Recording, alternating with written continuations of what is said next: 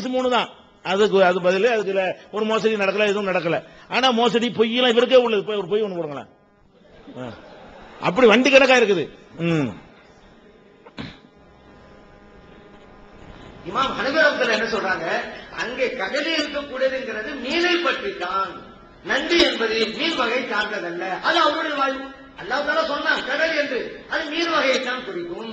ஏன் ஸல்லல்லாஹு அலைஹி வஸல்லம் கேட்கப்பட்டது அல்லவா?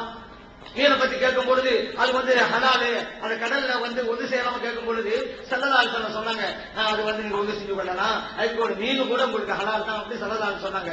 மீன் வகைக்கு மட்டும்தான் அது பொருந்தும். இந்த நன்றி என்பது மீன் வகையை சார்ந்ததல்ல. அப்ப அதாவது ரசூலுல்லாஹ் சொன்னாங்களா, கடல்ல உள்ள மீன் ஹலால். மைத்ததுன்னு வார்த்தை வருது.